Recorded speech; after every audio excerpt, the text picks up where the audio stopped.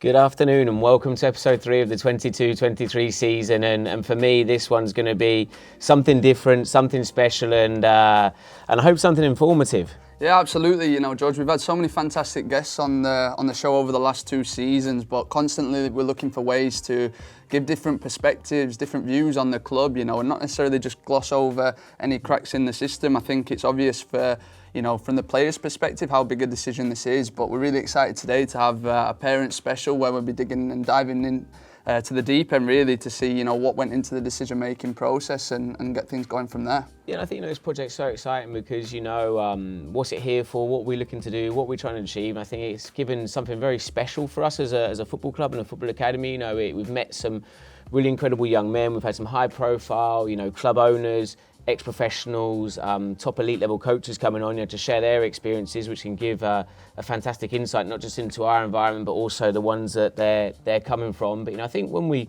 set out on this journey, you know, we said we wanted to tell our story and wanted to help, you know, maybe families and players and people considering or just wanting to know what is FC Malaga City. You know, I think to hear it from parents and families that have made such a brave decision, like you said, jumped off the high board. I think today is going to be something completely untouched, something new, and can't wait to get into it. Yeah, I think it often goes undervalued. You know, we're often on here complimenting the young athletes that we have at the club on the sacrifice they've made. You know, being away from families and friends, but it can't be overlooked how difficult that can be on parents as well. You know, so we're so fortunate here at the club to be supported by families from all over the world, and I think that's what gives us real energy. You know, to keep continuing to develop, to keep improving every single year. And, you know, fortunate this year that we've got, you know, a number of families that are living locally that can be with us today. So we're really excited to get into that. And yeah, and really get into the doubts and worries. You know, there's no going about it. It is a big decision. So interested to hear is the mums or the dads that have more doubts, you know. So let's get far in the first section.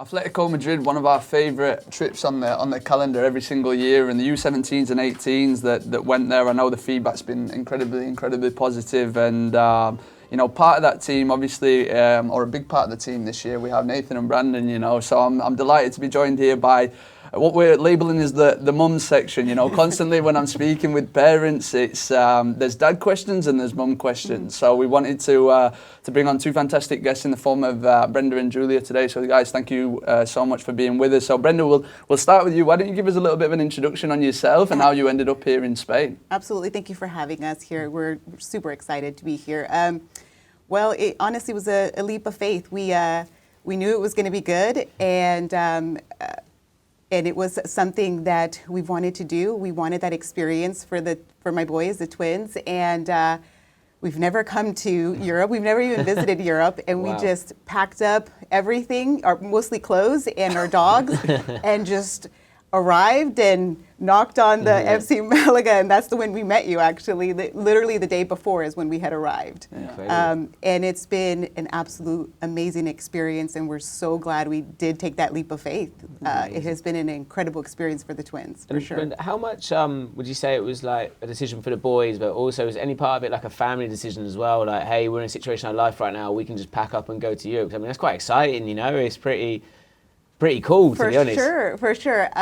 We say it's always for the boys, and yes, it was for the boys. But of course, my dream and Vaughn's dream has always been to to do a lot of traveling Sure. and really kind of just educate the boys. And there's so much more to our small town that we used to live at. Yeah. And showing them this and showing them that being brave and taking leap of faith with big adventures like this is going to be just incredible. So yeah, it's been a dream for myself and Vaughn as well so nice to hear. to experience this. So we're very excited, and I know it's an opportunity for them, but Vaughn and I have been enjoying it just as equally as they have, for sure. I think, like myself personally, in my football career, I was so lucky to travel so extensively, maybe not always for the right reason. I'm sure if I was playing a bit better, I wouldn't have had to travel so much, you know. But for me, I always found on a personal side that with travel comes huge growth. And the person that I am, I've always loved visiting places and learning about different cultures and how people live, food, and all the simple things. But I always learned so much about myself, and I thought, for my son, I'd love to be able to do something like, what you guys are doing. I've got one burning question that, before James gets into it. What is that? I'm really interested to hear, you guys obviously come as a family. If it had just been just the two boys coming and you were still at home, different time zone, massive flight away, would you have been able to have made this decision at this stage? That's a really tough question. If I knew then what I know now, yes, maybe. Yes, I would have been absolutely, let's send them. But I don't think I just knew. Like I said, we had never even been to another country in Europe. So leaving them felt like it wasn't an option for us, or at least, my mother protective side. I couldn't do it. But seeing now what we see now, completely different. So I hopefully being here sheds a little bit of that, comfort to the other moms considering it. Yeah. It's fine. The kids are fine. If anything, they are maturing and growing from this experience so much. In the last 6 months, they have matured and they have grown and experienced and developed more than they did their whole many years in the States, for sure, in the last 6 months. So incredible. I say, send them. It does feel like yesterday that we jokingly say turned up on the doorstep and said, we're here as a family and we've made this decision, which, has turned out to be fantastic, not only for you guys, but for us as well, to have you as part of the family. Thank you. But how do you review on sort of the first, 6 months of life here in Spain? No doubt you've learned a lot in that time, but how do you review it as a whole, as a family? So, one of the things I want to mention or give a review, like you said, is that this town is super nice, super safe. So I haven't had an experience where I've had to worry about them. They scooter all around town. They get where they need to get to. There's an amazing bus that FC Malaga provides. So when they need rides, I don't really have to do anything. They just meet at the bus station and then they're off. And I honestly just don't worry. So to say anything about the town and the review of the last 6 months, it is the safety has been top notch. So I haven't had to worry about it. I hope I answered the question. Some of the locals might say the biggest menace is the boys on their scooters. We have had a few grumbles, because they do fly around at 100 miles an hour and those things. Yes, if anything, it's the boys causing the havoc in Almunecar for sure. But the locals, no, we have no worries, no issues that I ever have to stress about. Yeah, and no doubt we'll get into a little bit more about your story in just a second. But Judy, I'll bring you in on this. You've got a little bit of a different story. You're a little bit newer to the academy and the environment, coming here in the new year. So give us a little bit of an idea on your story and the decision you made, to come here with Levi. Yeah, so to your point about wanting to be able to travel and do that kind of thing, we've actually had quite a bit of opportunity to do that, but when we went in previous trips, we've gone sort of for extended periods of time, usually about 4 months or so. But Levi was much younger, our son was much younger, so it was much easier to take him to places and force him to have to do things that we wanted to do. And at this point, knowing that we were going to be able to do some traveling again, we wanted to prioritize his passion, his interest, and so that sort of led to us looking for opportunities where he could go and train, continue his training, so that he would have something, to sort of occupy his time from day to day. So that was how we ended up choosing to come here, and fortunately it was super flexible around you know, how long we would want to be coming, that we could arrive at a certain date. We've added time, which we hadn't planned on initially, because it's gone so well. And so, yeah, that's how we find ourselves here. Just on that, you know, again, when you're looking at these opportunities, or, you know, you're looking to take a trip, and there's a lot of options out there, you know, there's a lot of academies that, you know, in Spain alone, never mind the rest of Europe. So what kind of went into your decision making process in terms of what was the right fit for Levi and his development overall? Well, there's definitely some selfish decisions. So things that you guys can't control, climate, and location, you know. Well, location, obviously, you can control. But it was pretty hard to argue with, like, okay, south of Spain, it's supposed to be really sunny there. The climate's, you know, really good. So certainly that was an advantage. My husband's really into cycling, so being able to, like, other things that we could do here, the size of the town was good. And then beyond that, I mean, club specific.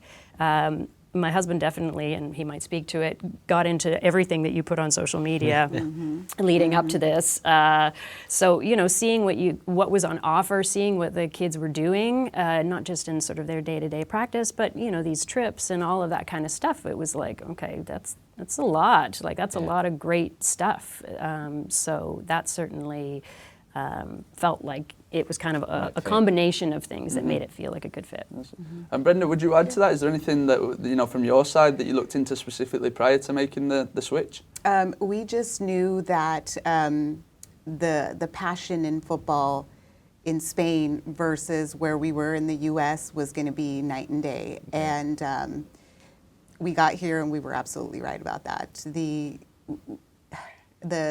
training has been amazing. The travel, the opportunities that they've had, they would have never come about, honestly, in the U.S. I mean, they went to Tottenham, you know, they just got back from Madrid. I just don't, I know that is something that is out of our reach in the U.S.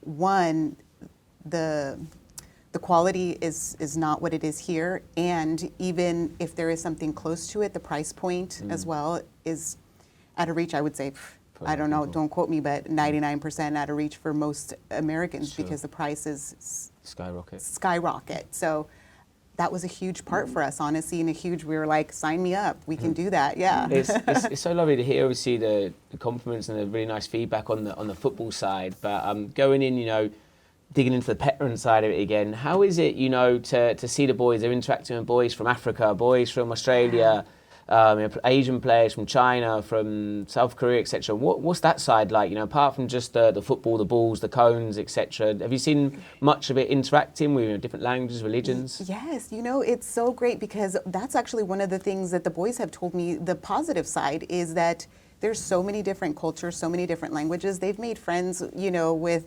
I think his name is Cosimo. But he came in only speaking Italian, and the boys don't speak Italian. They don't barely speak Spanish, and so it was. But they communicated, and they just learned about each other and became friends. And so I love seeing that. I love hearing that. Right now, you guys have a group of kids from South Africa.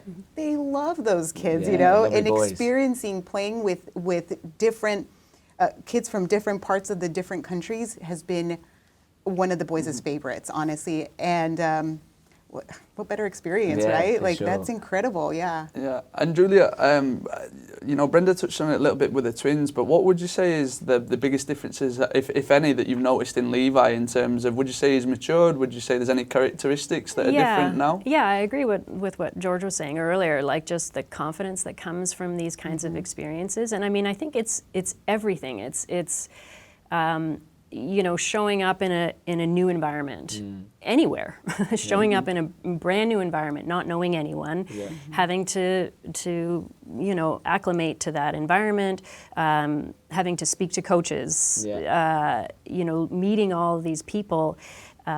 So certainly that kind of stuff, navigating a new town, You know, so Timekeeping, responsibility, you know, make sure it trains on yeah, time. you things know, like I mean, that. he's having to manage school, you know, trying to kind of think about when I would be, you know, when do I need to be working on school stuff, you know. So I think there's definitely been, he's stepped up a little bit. He even like went to the beach one day by himself, and I was like, okay, like by yourself. Like you just went down and sat at the beach, and I don't feel like he would have done that, like even 2 months ago. So yeah, there's definitely, just maturing. Yeah, I think to your point there, I think, you know, when we talk about initial worries or, you know, hesitations from families and parents, a big question mark at such a young age, because, you know, we're looking at the twins that are 14, and obviously Levi, who's 16, is the education piece, right? And myself and George, I think it's our duty to make players and families very aware that, yes, we provide a professional environment and all these tools, but there is absolutely no guarantee that that will lead to, you know, a professional career in football or contract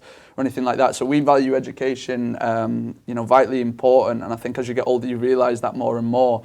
So just because we've got two different scenarios here where Levi's studying online from back home, and obviously the boys are studying through our partner educator here in town. So give us an idea how their education's gone, and you know, has it been seamless? Has there been any sort of detriment to it? Detriment, yeah. Yeah, so our timing meant that Levi was still finishing up a couple courses at home. And so he sort of had to do some things online. He had to like have a Zoom call to do a French final, for example. So we were able to kind of complete that sort of piece in the first few weeks, and then he's transitioned to kind of completely online.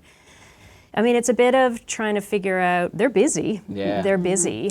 And when they're not busy, they're pretty tired. Like, I feel like Levi gets back and he just wants to sort of, like, you know, Wind down, eat and have some time. So certainly trying to figure out where the sweet spot is around, you know, when to study, but then also how to manage if you are doing it online. You know, for example, he's registered in 4 different courses. Does he do a bit of each one? Should he just be focusing on one, finish it, move on to another? You know, like, so there's some sort of things to kind of just figure out what works best and what makes sense. So far we're kind of just feeling our way through it. I'm sure it'll be fine. It's tough, you know. I think, like, you know, boys are making a massively brave decision to not only be in another country, but to really strive after their dream, and to be good at anything. If you want to be an actor, a singer, you want to be an Olympian, you know, it takes a lot of time, you know, compared to someone that wants to play grassroots. You can train once a week and enjoy it, and that's a hobby, you know, and they make that decision, and then, you know, comes with that is time constraints, like you say, you know. And I've given similar advice for a lot of time, and unfortunately the boys don't often get into it. You know, I think they have a lot of long bus journeys sometimes, you know, because you want to play the best, you travel into Madrid, that's 5 hours on a bus. Right. But they want to be the cool kid as well. They don't want to have their books, their nose in a book, and, you know, laptops and doing assignments. But for me, I've always said, look for little windows that you can maximise. And for me, if you're going 5 hours to Madrid and 5 hours back, it's 10 hours of study time during your week, you know, that you can knock straight out the park and have for free type thing. And then when they do get a day off, which, you know, is normally once a week, stuff like that, I see that as a day to really cram. But again, they want to be young men and young people as well, you know, so it's so difficult. But I guess that's a sacrifice they've got to decide. And I feel like it's the when you look back on it, on that time of dedication, it's making sure that it's all worth it, right? Because, you know, I don't want to give too much away, but I'll interview, you know, Terry Ransbury, who's got his son Calvin that's been with the academy for 4 years now, and he talks about a statistic that his son's played at, over the course of the 4 years, I think it's 13 of the 20 or so La Liga academies that are on, that are in the La Liga right now, which, you know, again, for an American boy coming over here, you know, to have that sort of experience is fantastic, but he's also leaving with his education. What you often find is the players that succeed the most in, let's say, athletics also have really good habits and such in terms of off the field stuff as well. But, you know, just touching on that a bit more, Brenda, you mentioned there the difference between the US and maybe Europe. How have you found the differences? Because I know there's a lot of politics involved in youth soccer back home, and also there's a breadth of opportunity here maybe that you're not exposed to in the US. How have you found that?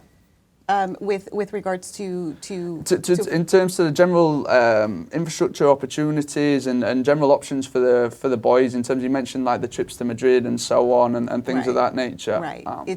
It would be honestly out of our reach, funding wise. The cost of it just wouldn't be something that I know our clubs back home would be able to necessarily afford, honestly. We don't have a bus that will take us all there, so everybody has to do, which means time off with the parents, which many couldn't do. And just it's different. And you know, my husband and I talked about recently about the dedication that we had and my kids had when we were, you know, in our clubs. So there's kids that, you know, like it, but it's not something that they're willing to go all in like we were. And so I think that is definitely one of the differences for sure, and why we wanted to be around other families and other people that were willing to go 100% in. So is that what you meant? Yeah, 100%. I Yeah. think that's a really good answer, you know. We'll start looking at you know, moving on to the next part of the show. But I've put you on the hot spot today, and I've got one really good question that James didn't have planned here. Okay. We're here in 5 years' time. The boys are Okay. fantastic. They've developed, you know, they're strong, fast, and the clubs come in for them. And they now, but one club wants one of the twins, another club wants another one. So I How guess does that go? what a dream come true, right? Of course. And that moment, we hope and that does come to fruition one day, and it would be amazing. But it would be very hard for me. I'm not going to lie and say that, well, I'll go over here and you go over there. And I think if anything, it might be hard for them too, They're because very close. they are Very close. They are best of friends, and we've asked them too, like, hey, what you know, universities do you guys want to go to? You know, you can have different ones, and they'll say, no, we'll just go to the one that I'm sure we can find one that suits us both. Wow, okay. But obviously, if one club wants them and that same club maybe doesn't, then I know that they will both be so proud of each other, you know. That's And we know that could happen. It's course. happened before, though, too, you know, with like who starts, who doesn't start, who gets opportunities and who doesn't. And it's not ever been one or the other, but we've experienced that already. And I think, if anything, it's harder on us than it is probably for them. But they're both so very proud of each other. So we think and we hope that it'll be that way too. Fantastic. Amazing. Yeah, so Thank you so much. Yeah. So, guys, just thank you so much for coming on. I think this will be a really cool insight for future parents that'll look on this. And we've brushed over a few areas there that, you know, we get asked all the time, but we say don't just hear it from us, you know, hear it from the parents that are living, breathing, and this experience. So, really appreciate you coming on. And like we mentioned, another FAQ that we get asked is the education provisions that are provided as part of the programme. So we wanted also, in addition to getting a parent's perspective, to give more information on the education provisions that are available here in Spain. So I had the opportunity to catch up with the guys at Accelerator School, who are obviously our partners in this particular area, and this is the interview that we conducted with them.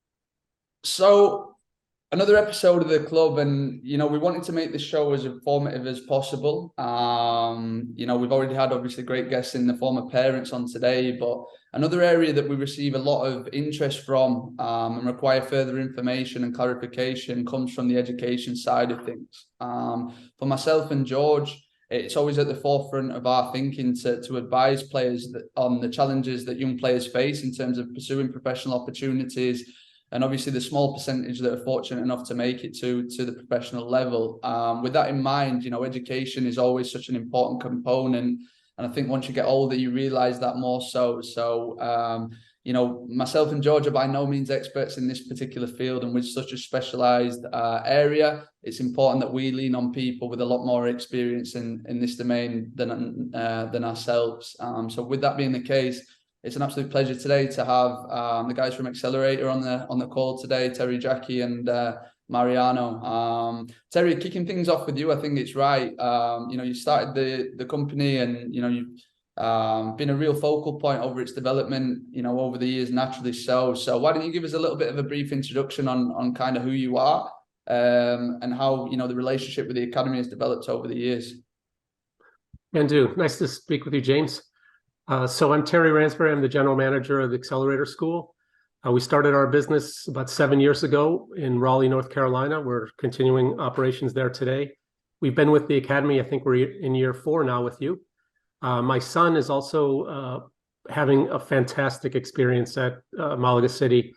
He's technically graduated from the academy, and he's playing with the senior team now at CD Almunecar. But he's been through the program, and so I can give you perspective as a business person with the education side of it, as well as thumbs up from being a parent of one of your players. Mm-hmm. I brought my colleagues Jackie and Mariano here. They're really the magic people that make it happen, and we would include Juan. He's our teacher in the classroom today, so not available to talk on the program. Let me start off with Jackie, and your first question, James, should go to her. Yeah, absolutely. So Jackie, like Terry says, everybody, that kind of gets put in touch, comes back with positive feedback. So hopefully you're going to wow us a little more today. But, the natural question is, first and foremost, how do the academics work in terms of, is Accelerator considered an online school? How do you kind of answer that question? Right, great. Thanks for having us, James. We love being part of the academy and getting a chance to talk to everyone. So, yeah, a lot of people say, is Accelerator School just an online school? And love the chance to answer that, because no, we're not. We're actually a blended learning experience. It's, our job is to promote an environment that allows these student athletes to come in and be able to really focus and challenge themselves on the pitch, push themselves to the higher levels that way without having to compromise their education. I guess one of the questions, guys, we've mentioned how kind of mindsets have shifted over the years, especially post-pandemic.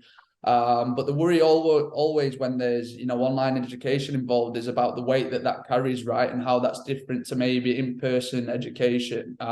So Jackie, I just wanted to come back to you to talk a little bit about the accreditation that comes with the program and how that how that works in terms of players who are looking to maybe take their education further afterwards and so on. Right. And I'll say that's a really important question. As an educator myself, I've actually been in education now. This is my 30th year, as much as I hate to admit that. But 30 years is a long time. And I've worked in public schools, private schools, large, small. Here in the US, I've worked internationally, and accreditation is important, especially for these students who are going to be moving around. Our program is fully accredited. It's an international and a national accreditation agency called Cognia. It used to be called Advanced Ed. So for those of you who are looking into accreditation, please feel free. They are very well known and respected in the industry. As well, our students have gone on, our graduates have gone on. They're playing for D1, D2, D3 colleges. So they're automatically on that pathway. We put all of our students on a pathway that will keep them eligible through the NC2A here in the United States. For folks who may not be familiar with that, it's basically a clearinghouse that all college athletes in the United States are required to go through and meet the requirements of. So our program meets all of that, fully approved. As well, we offer standard courses. We offer honors courses, AP courses, which is advanced placement. So we're able to meet students at whatever level they need to be met at. And we also have a college counselor on staff who helps the kids kind of lay out a plan for what they want to do. I jokingly say to all the kids, I know what your plan A is, to be a professional football player. I get it.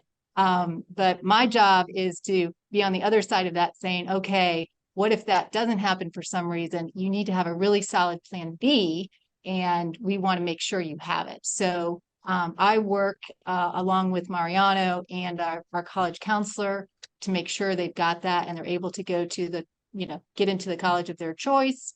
They've got to work hard for that. We make sure they're doing it. I definitely don't want people to have the impression that academics takes a back seat in any way. That's why we created Accelerator School, so that we can keep both athletics and academics at the forefront. Yeah, absolutely. And I think, like you say, Jackie, we don't try and brush over the fact that a lot of players that come here, or student athletes, let's call them, are coming to Spain rather than staying the traditional route of high school and progressing through to college that way, because they have ambitions of doing something with the footballing career. Now, the worry for parents, and again, we're not here to brush over any of the cracks, the questions that I get asked all the time is, obviously with football maintaining such an importance in terms of the players and their lives and their ambitions, how do you manage that in terms of things like attendance, in terms of making sure they're keeping grades up and so on? And I don't know, Mariano, your role probably fits into that question more so, right? So tell me a little bit about that. Sure. So I think, again, the key is the relationship between the school and the club, right? If we operated independently, then that would be literally impossible. For those of you that are not so acquainted with Southern Spain, change is constant. And we when I was part of the academy, we would get a call at midnight and say, hey, you want to play a game tomorrow? It was a great opportunity. So it would change plans for everyone, on a very short notice. And a lot of times, we just want to make sure that we can accommodate these changes, and make sure that even though we will accommodate these changes for all our student athletes, that there's still a structure to support them. So attendance in the classroom is mandatory. And this is really to help the students make sure that they're making the most of their time. Now, tied to this is the amount of stuff they do every day. So I'm sure you guys have gone over, a typical day in the life of a student. It's a really packed day. There's really not that much time. And if we want to make sure that academics are going well, we need dedicated time for it. And it needs to be in a quiet space with good Wi-Fi and no distractions. Distractions being PlayStation, FIFA, the beach, or playing, pickup soccer, which is all amazing. But, with the needs of our students, we just really need to make sure we can kind of isolate them, put them in the classroom, get them to work in a really quiet and dedicated space for education. So having said that, what we do is I connect with the academy staff. I get the weekly planning for the teams, and that way I can communicate that with Juan, our educator in the classroom, and Juan is up to date with the needs of every individual. So what we do is we speak to them and make sure, hey, James has a game on Wednesday, so he's going to have less classroom hours on Wednesday. Let's work with James to make sure that he's either making up for it, or that we can make up some time in the classroom at later stages of the semester. Absolutely. And you talked there, Mariano, about the intensity of the football program there, and that's largely due to us, in terms of our provision, trying to prepare players to experience what that's like at the professional level. And obviously trying to push the players as far as they can go, right, in terms of develop these young individuals and trying to see them go on to opportunities. And I suppose that's our goal as a football club and as an academy. But your goal very much as an education provider, right, stays with making sure these guys graduate, making sure that these guys are getting enough classes to transfer and so on. And, Jackie, I'll bring you back in for this. Just touch on that a little bit, because again, people are worrying whether they're transferring in or transferring out. How do the courses correlate in regards to transferring? Sure. Yeah. Another big concern for parents, I understand. And what we do is, we sit down with the families in the very early stages. We'll do what we call a transcript analysis, look at what classes they've already taken. We'll put together a graduation plan for them, just in case they are going to stay the entire time with us and graduate with us. The other thing we'll do, though, is we work closely with the student's base school, wherever their home school is, and make sure we're keeping them on track for those graduation requirements as well.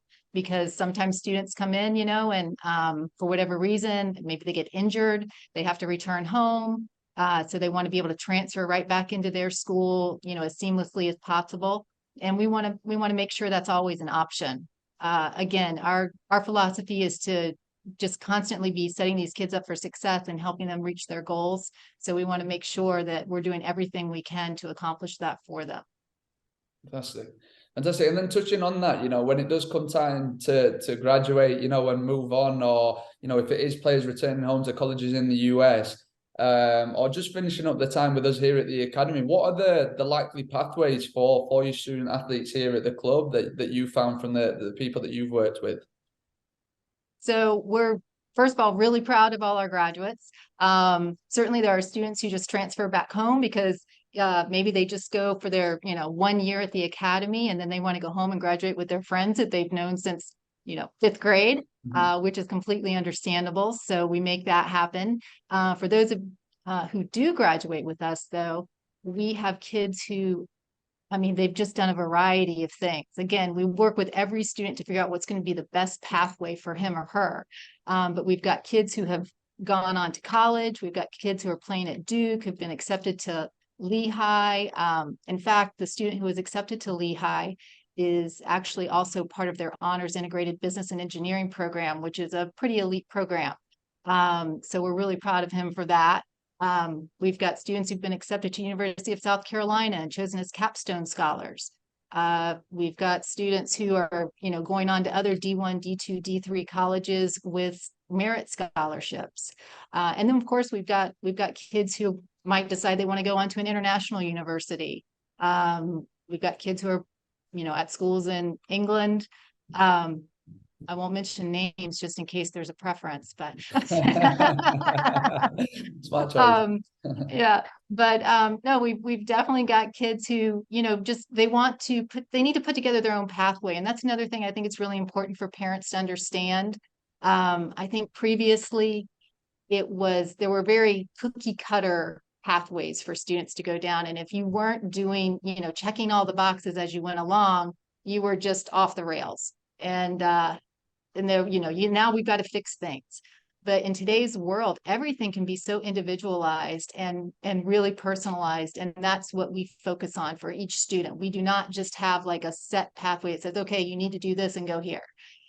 We want to figure out what's going to be best for each one. And actually, Terry can speak a little bit, getting back to Calvin, and he chose another pathway that we offer. And it's been a great pathway, I must say. James, I need to correct the Academy a little bit. You keep advertising these once in a lifetime experiences. Well, they happen like every couple of weeks. I was just looking down the list. My son Calvin has played at 13 of the 20 current La Liga table academies. And he's played in PSG in France, and he's played Man City and Norwich in the UK. Just an experience for an American kid that, with a blank sheet of paper, I would not have listed a third of the stuff that he's done, even fantasizing about how good it could be. So hats off to your organization to provide that kind of experience on the pitch. And so we're trying just to keep up with you and do the same thing academically. And so specifically for my son, he's in his 4th year at the Academy, or at the club, I should say. He's not with the Academy technically now. And so he's trying to really maximize his football career to be able to not play someday with no regrets. And I think you guys are going to provide that for him. Maybe he gets to transfer to some other club and maybe plays as a journeyman pro in Europe somewhere. I mean, that would be our dream as a family, to have him do that. Also, we know, and this is important, I think, for other parents, to come back to college these days, you need a little bit of a differentiator between all the videos that are sent to the coaches and conversations, and something to stand out. And, we've been told by several coaches that, if they see somebody that's done this, especially leaving home at an early age, my son left at 15, maybe it's worth a second glance to make sure that, this is a kid that we may or may want to look at closer and take a chance on or whatever. So I think there's that advantage too. And again, with the flexibility, I know his education's good. He got good grades, and I'm confident that he can get into the college of his choice. I don't know whether he'll appeal to the coach, very subjective thing, but at least the opportunity's there. And that's what we've provided as the education side of the equation. And you guys have provided from the football side. Yeah. I am conscious of time, so I'm going to wrap up with one final question. And Mariano, Jackie, it's completely down to you, whoever wants to answer this. But after the prospective recruits have come into ourselves at the academy from our side of things, they've expressed an interest in terms of the football program. We give them all the information regarding our side of things, and they say they're interested in continuing the studies through our providers. Then they go over to you guys, and that's where we kind of make the introduction. After that point, just give us an idea of kind of how the enrollment process goes, how the process looks after that point, if you could. You guys make the introduction, generally via email. Hey, this is Mariano. He, coordinates the academic program. I'll send an introductory email of myself and Jackie and Terry, and we'll schedule a Zoom call with them. We schedule the Zoom call. We answer all these questions, most of which we probably addressed today. And then what we'll ask for is transcripts, so documentation. What we need is documentation in English. If the document is issued in a different language, then we need an official translation to make sure that we can run the transcript analysis by our accrediting agency and make sure that the kids. The most important thing is we want to make sure we maintain their eligibility. We will upload them to make sure that the NC2A approval is there, and we'll schedule a graduation plan from there, in which we'll communicate back to the family. This is what it will look like to graduate with us. We do have situations in which we can't transfer as many credits as we would like, just because there's some educational programs or areas in the world that are less compatible with the US system than others. And so in those cases, what we recommend generally is, hey, we're not transferring as many credits as we can. We don't want your child to do all this extra work.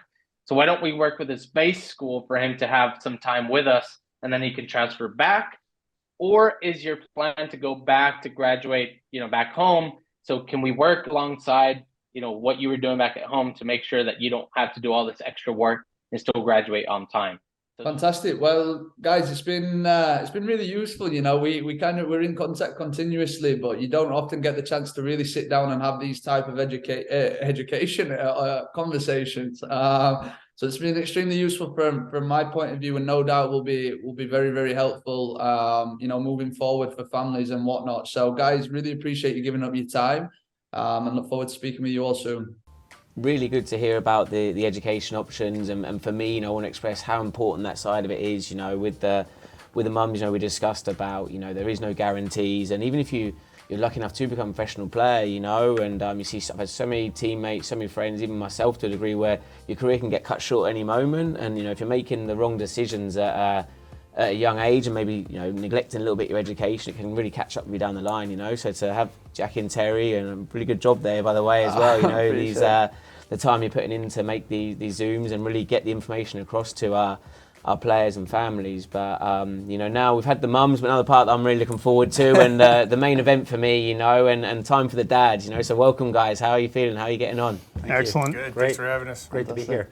No, well, guys, you've got big shoes to kind of follow after the mums were on. But tell us your initial reaction from listening, to obviously you have the partners on in Brenda and Julia, and then Anton. Thank you so much for joining us as well. Initial reaction in terms of hearing what they had to say. Do you mirror their opinion on everything, or is there things that you feel as a dad that are a little bit different from that side of things when making a decision? Well, I think for me, as far as making a decision, I think, it's mirrored exactly. We talk about all these things, and this is something that's been probably in the works for 10 years, I want to say, making a move like this. Incredible. So, we hash it all out, but there's a lot of unknowns. unknowns. And sometimes, just like my wife said, you have to take a leap of faith at some point and just make the decision and do it. I would. And West, obviously being here now for a best part of a couple of months now, what's your initial impressions been of the academy as a whole and the south coast of Spain?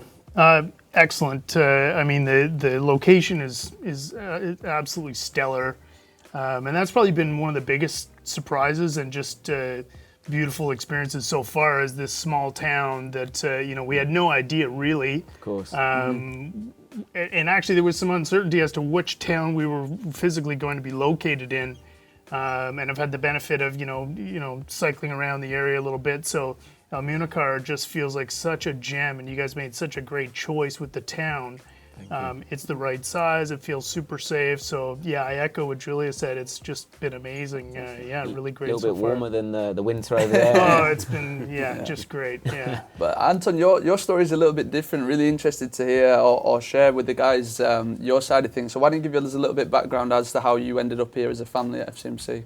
Okay, well, I originally lived in Spain for about 15 years, lived up in Catalonia with my wife is originally from there. My son was actually born there. My daughter was born in Madrid. We lived in Spain, moved back to the States in 2014. My son started playing soccer when he was 5 years old in Spain. When we moved to the States, he started getting involved in academies in the States. And unfortunately, I noticed that his soccer was not improving. It was actually going down. Yeah. So I know it's his passion. He loves soccer. He's very into it. And as he was getting older, I've always asked him, I said, listen, how do you feel about this? Do you want to go forward? Do you want to become pro? What are your dreams? Are you doing this just for fun? He's like, Dad, my dream is to become one day a pro. And I knew that in order for him to have an opportunity to become pro, his best opportunity was to come back to Spain. So I did a lot of research, a lot of looking up on the internet, different academies, came across your academy. As I mentioned before, I was very impressed with the social media, with your shows, with the amount of presence you guys have, the trips that you guys organize, the training that I've reached out to parents that had their sons that been to the academy and asked them about their experience and was absolutely convinced that it was the right choice for us. Although we never lived in this part of Spain as well, we were pleasantly surprised with Almunecar and the Costa Tropical area. It's absolutely beautiful. We're very happy living here. And as far as our son goes, he feels like he's at home. I mean, he absolutely loves it. Lovely to hear. Yeah, amazing. Really, really nice. From me again, Vaughan, we've had various conversations over the course of your tenure here, but looking back to, from when you first arrived, I think what we really want to share on this show is not necessarily to avoid the mistakes that were made, but to know what you know now then, because I think it's really important from that side of things. You're learning constantly, and it is a big change from what you used to in the US, right? So is there anything in particular that stands out in terms of what you wish you knew when you started this process? I think we're lucky in that, so if I knew how hard it was going to be, I probably would have never started.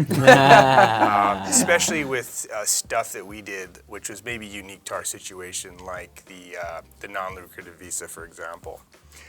So there's some processes there that we went through these hurdles as they came up, but we were always confident that the end result would be something that our family would enjoy, something that would provide tremendous value, not only for the twins, but for me and Brenda as well. So there's a lot of difficulties. That was certainly one of them. Just logistics. We didn't expect it to be as hard as it was with 2 dogs. And then when we got here, not having a dryer has been something that we've had to kind of overcome as well. So there's a lot of differences between Spain and the United States. But yeah, those are just a few of them. I think probably the other piece that probably we underestimated a little bit was just kind of the overall cost of what's it going to really take to do it. Yeah. So yeah. I mean, Wes, you mentioned when you were speaking just before about the size of the town and it's nice, you feel safe and things like that. And it's something that we're constantly reviewing and talking about. In the club offices and things, and in the direction of the club and where we want to go, etc. We've got boys coming from all over the world. Sometimes from Metropolis, Melbourne, maybe huge place, Sydney, New York, really, really big cities where they're used to lots of different things they can get to very easily and stuff like that. And you come to Almunecar, and our philosophy when we first had the opportunity to go to Almunecar was it's a beautiful place, right on the water. It's safe, like everyone sort of spoke about today. You've got the cafes, you've got the little sports shop, you've got McDonald's, which we hope they're not going to too much, but it's nice to see something familiar, But beyond that, you haven't got big malls or shopping centres and cinemas, and it's a bit of a quieter kind of lifestyle, So that's something that we constantly review, and I think young people are changing all the time. So it's interesting to hear your perspective there, and what you've sort of said is right in the tin. What we did it by design. There's enough going on without too much going on because their focus is football. But how was it for you guys as a life change, maybe coming from bigger cities with bigger populations and things like that? Yeah, I mean, for me, I live in a fairly small town, Yeah. 100,000, Yeah. and we live 10 kilometers sort of out of the central area in a rural environment. So for us, it's driving. We are driving everywhere. So, Yeah. We're constantly, driving Levi into town to, soccer practice or whatever. So for us to have a city that's walkable, a little town that's walkable is great. And Levi, I know he loves it. He hasn't really spoken directly on it to us, but he loves being able to just open the door, walk out. Yeah. He went to the beach for a swim one day and just, that's a really nice aspect. And I think as well, maybe there's not the same services you'd have in a larger city, but these guys are busy. You've got the schedule just, pretty much maximized. So I don't think there's really a downside to that at all. That's awesome. Yeah, one thing that I'm really interested to find out from you guys, and no doubt it'll be different family to family here, but is how you kind of measure success after this program or during this program, right? In terms of your son's experience here. Anthony, you mentioned obviously aspirations, for Carlos playing at the professional level. But what is success for you in terms of, is it a case of he comes in as the most positive experience? Is it, is an opportunity coming from it success? What does it mean in your household? I think just the fact of him being here and out of his comfort zone is a life enriching experience. Even if he doesn't become pro, just the fact that he's going through this is it's changing his whole perspective on how things, being successful doesn't mean, even though if he doesn't become pro, doesn't mean he's not successful. Just the fact that he's going through this process and learning so much and becoming such a much better player. I mean, he also has the option of going into a university, being selected by a university because of the fact that he played in Spain for a couple of years and getting the type of training he gets here as well. So I just think overall it's such a great experience, especially when his passion is soccer, football. I mean, you can't go wrong. I would recommend to any parent that if their son's passion is playing football, soccer, make the effort because it's definitely worth it, because you definitely see a big difference compared to what you can afford in the United States or what is offered in the United States, unfortunately. And guys, anything that you'd add to that, West or Vaughan, in terms of any outcomes that you're expecting or you hope to see out of the boys attending a program such as ours? Yeah, I think for my kids, I just want to see them happy, that they're smiling, that they're enjoying themselves. That's always kind of my barometer for stuff like this. If they're bored, if they're just unhappy, if it's too much for them, if they're not enjoying it anymore. I think when you're pursuing stuff like this, it's really got to be driven from the kids, and we've always made sure that that's the case, and I've always kind of let them drive it, and they have. So yeah, so they're happy, and every day they're talking about what they did, and they can't wait to see the schedule, and that Rio's first, Rio Verde, we're going to do that first.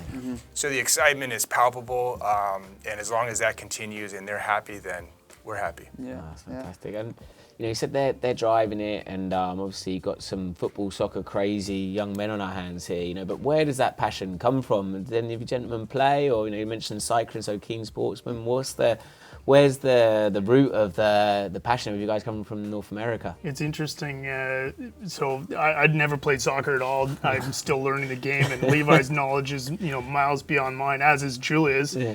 I come from a hockey background, so Levi played and I coached the hockey team, and I was always kind of pushing him a little bit. Do you want to try a higher level or whatever? And he was always a bit reluctant. So he switched into soccer and then just took right off. So just maybe back to your earlier point about how do we measure success, and for him it's if he is still just driving the ship and his motivation level is high, like for me that checks all the boxes. And the fact that he's being exposed to, the coaching of this level and, all the different people he's meeting and watching you guys run this business. Like, all these things are huge positives. So at the end of the day, if he's still hungry for it, like, that's mission accomplished. Amazing. Incredible. And Anton, you mentioned there we put a lot out in terms of media and materials and such because we want to give families and players out there a real sense of what we have going here at the club. Is there anything that you think that you realised or was bigger than you expected, was different than what you expected when you physically landed here and you got to see it from yourself, when you got to speak with the coaches? Is there anything that you think parents could benefit from knowing prior to arriving at the club? I think what you guys put out there is very true to real life, to what is actually going on. You hear many horror stories where you're sold, one thing and then the reality is something different. Our experience has been exactly what I've seen is what we're seeing here right now. The experience has been great. The level of coaching is great. The facilities are great. The trips, the fact that they can go and play against real teams like Atletico Madrid or Valladolid. I mean, I think that's fantastic. I mean, it's true to what I've seen, what I've been doing my research, and I've been doing research for a while before I decided to make this trip. And after watching all your videos, seeing all the games, interviewing, speaking with other parents, I think it's very true to life to what I've seen. And I think one thing, George, that you must take great pride in is seeing this little community form of like parents and whatnot. After the pandemic, or during the pandemic, this wasn't really an option, and now we seem to have some fantastic families that are not only supporting from afar, but we're building a real community in and around the club. But I think that's really the key and the success to Malaga City, It's all right for you to have some positive energy and grab the oar and start rowing, but, people are jumping on the boat all the time and we're achieving stuff, that shouldn't be achievable, and that's because we believe we can do it. We don't believe there is a ceiling. We do believe in these young people. We believe in young men that are sacrificing, everything to come here and believe in Malaga City. So all we can do is give them our 100% and, 2 days ago we were playing in the National Stadium in a 60,000 seater stadium against Bradford, and that's because we want to put the boys on that stage. The learning they're getting from there, our first teams and our girls have got to the national categories of football, and that's from people like yourselves, believing in us and coming here and coming into our community and giving us your positive energy, and we're all driving in the same direction, and it gets to the point where it feels like an unstoppable force, Let's hope so. Yeah. I think one thing that's always really interesting is like when we're speaking with families that have not necessarily been to the academy or seen it in person, the image of the club is a lot bigger than what it is in terms of the people that are working behind the scenes. Have you guys felt that in terms of like actually seeing behind the scenes, meeting people like ourselves? The team is really tight-knit and it's not a huge enterprise, it's real people working behind the scenes to provide for this opportunity. And fortunately, we've got to know you all on a personal level. But Vaughan, have you noticed that from the relationships that you form with the staff members here at the club? Yeah, I mean, for sure. I think it got brought out earlier, but organizations generally, they say one thing, right? And oftentimes those things can be a mismatch. But I think it got said earlier, and I think it's worth repeating. I mean, what we got sold is exactly what we got. And that's a really good feeling, because when you go into a McDonald's and you order a quarter pounder with cheese, it doesn't matter where in the world you get it. You want it to be the same. You want to know that there's a promise that was made to you and it's being kept. And that feeling feels good. And so part of the promise, I think, of Malaga City is that family aspect. Yeah. So I feel that. I definitely, and we're glad to be a part of it. Amazing. Yeah, can I add to that? Yeah, let's go ahead. Yeah, I mean, I'm a bit of a natural skeptic as well, and so I'm seeing, what you guys have put out on, the website and social media and the YouTube channel, and I watched all of it, every last bit of it, like all of it. Yeah. So I feel like I kind of know you guys. It feels like a weird lurking kind of behavior, but anyways, and even as far as like, Google reviews and reading stuff, it's like, is this actually the real deal? And then you get here and it's like, wow, it's you've delivered in spades. And I just can't even imagine the logistics running behind this. You've got, I don't know how many teams, 6, 7, 8 teams. I'm not sure what the number is. Yeah, the girls with the girls, yeah. Yeah, and just busing and scheduling and the facilities, and it's a small knit team, but you do a lot and you really deliver. So it's been amazing. I can give you guys another example of that you're doing things, to prove that you're doing things the right way. You won't believe the amount of parents whose sons have played with my son in the States who have called me to ask me, hey, what's going on over there? Like, is it what you thought it was? Like, can you give me a little more insight? I think it looks very interesting what you guys are doing, because I've watched some of the games, I watched some of the videos, and I think it's fantastic. And I'm like, totally. I mean, if you have the possibility to do it, I totally recommend it. One interesting question on the back of that, Anton. Do you think it is for everyone? Do you think there's a certain set of characteristics that's required of these boys at such a young age in order to have a successful time here? Because obviously, you know, we're fortunate to have, you know, your sons here with us that are all thriving and whatnot. But do you feel there's an element that the boys need to be ready to be here, because it is a big commitment, you know? What I recommend is that if you're thinking about doing something like this, you need to sit down with your son and daughter and ask them, you know, we have this possibility. This is what is required from you to be able to do that. Are you willing to do this? You know, this is not like, we're not going on vacation. This is not like hanging out with your buddies. You know, this is a commitment. You know, and this commitment entitles you waking up early in the morning, training every day.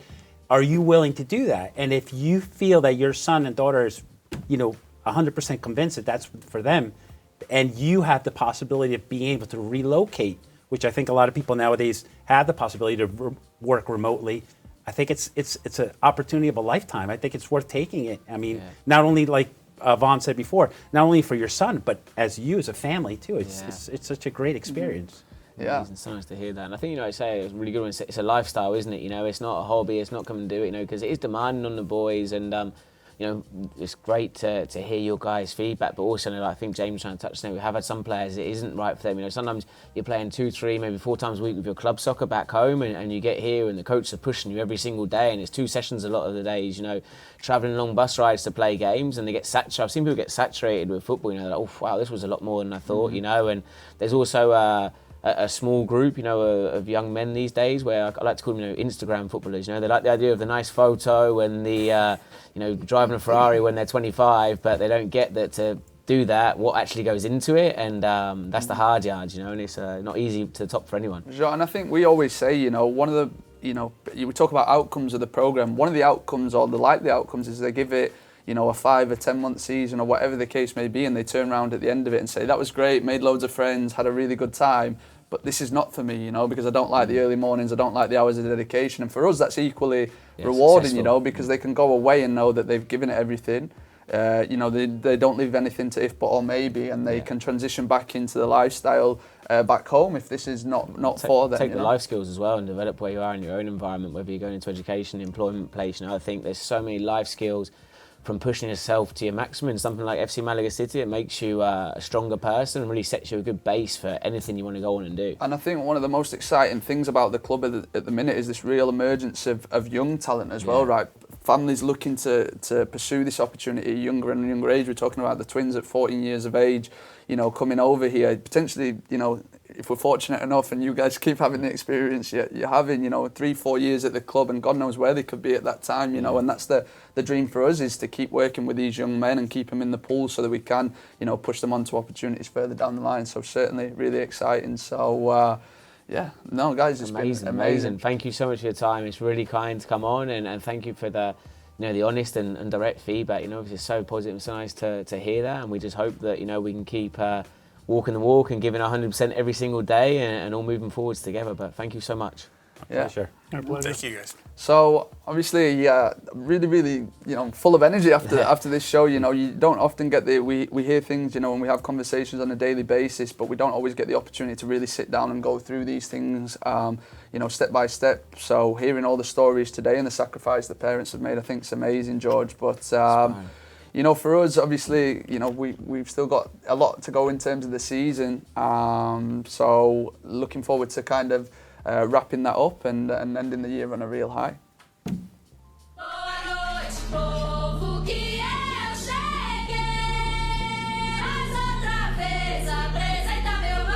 3, 2, 1, up. You're gonna go up.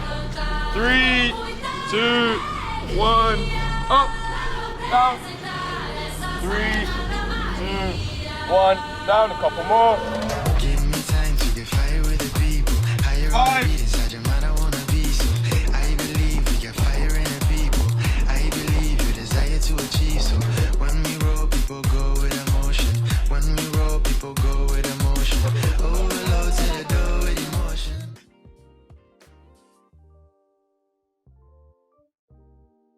I'm such a bigger believer in, you know, the circle you keep around you and the energy, and the people that inspire you are so important. I just feel so humbled and so lucky to have, what is really building into such an incredible community here at the club. And today, is breathtaking to hear different stories, different perspectives, different journeys from everyone. And you're going away feeling really, really good. I'm very, very fortunate to be in the position that we are. For sure. When you listen to all the families today, it's no surprise that the sons have turned out to be, such young professionals in everything that they're doing. So feeling really fortunate. I think it'll be full of useful content. I think there's families that'll be sat, on YouTube now watching this show and thinking, this could be us, and maybe having a serious conversation with a partner as to if they're going to make the plunge. But whether they come or they just send their son over, there's so much that can be learned from this episode. So feeling really grateful, George, and that links into plans for the future and next season also. And I think I'm not a huge person. I'm a football guy. A lot of my time now is back on the pitch, which for me is a good thing. It's what I absolutely love, my passion. But it's really interesting to hear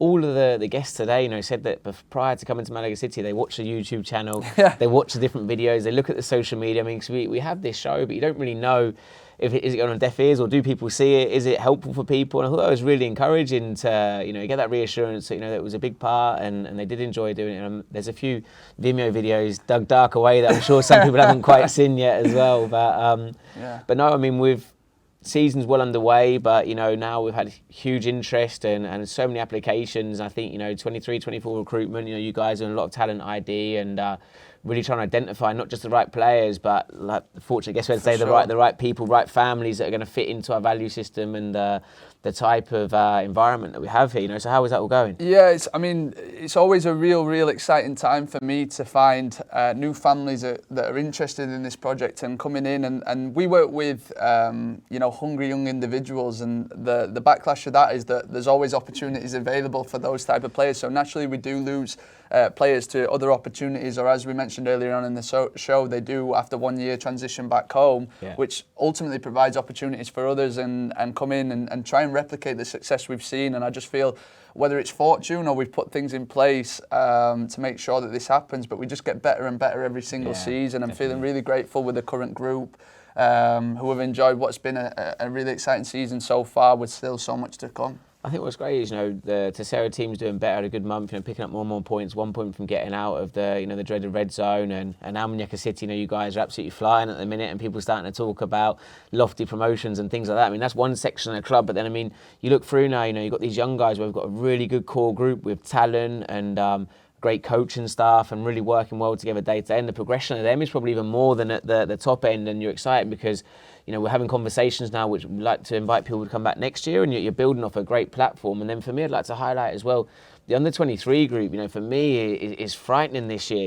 You've almost got a good 8-10 players there that aren't playing Almunecar City or Malaga City because there's a talent pool on top of them, but they're really pushing, knocking on the door. Sure. And they're guys that you're identifying, saying, okay, you've been in the U23s this season, but we really need to have a serious conversation with yourself about 23, 24, and so I think it's going to be very competitive and very tough to be here next year. I think when we look at raising the level each year in terms of putting plans in place, we always look at our own house first and foremost, to see how we can work with the current group of players and families that we have to progress and push them through to hopefully see more success stories in the future. When you look at the likes of Angel Ariola, the captain of our senior team now, he's a prime example of what can be achieved, and so filled with plenty of enthusiasm, and it makes you want to work harder for these individuals when we get a chance to speak with the families there. So really grateful for all the guests on the show today, George. The support we have, and people giving their time and to come and talk about their experience here and give that in-depth look into what it's been like for them.